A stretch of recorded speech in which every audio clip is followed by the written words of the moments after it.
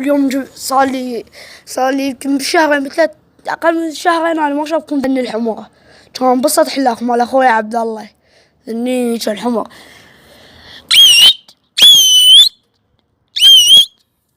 نامني برمان راح يبعدن ذني يسموها راكضات باعوا راح يخرطن ذنيك يمكن ما شفتون ذنيك الفوق التيل.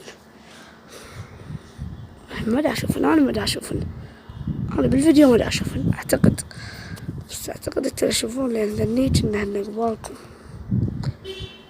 بينا هذني جني هيات ذن بين يتي طلع باش نقوم الطبوخ ولا صيحة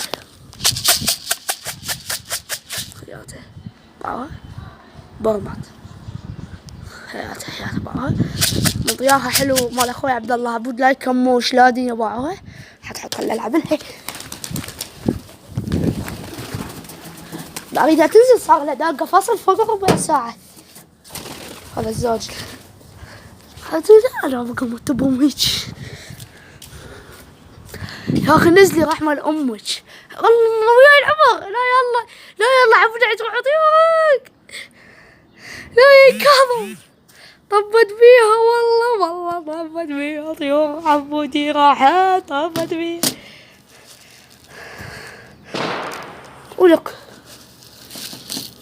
وقبت سمع الطيقة لطيور ولك هتحط هناك هو حزة شنو هو هتحط الولد كله مال عبودي هذا بنينشن والله قلت له راحتك عبودي راح تحط عند الولد ذنيك انه هاياتها جدي ما تجي 5 طيور جابت يمكن بالخمس تاخذ بال40 طير ما تجي طبعا عبودي لو ذني العمر مالك مالنا احنا ذنيك مالتنا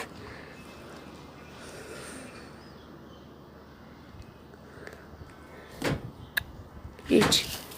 هاي عمار طير طيور وين الله عمار تجيب طيور من شو طير عمار اصليه هتحط النوة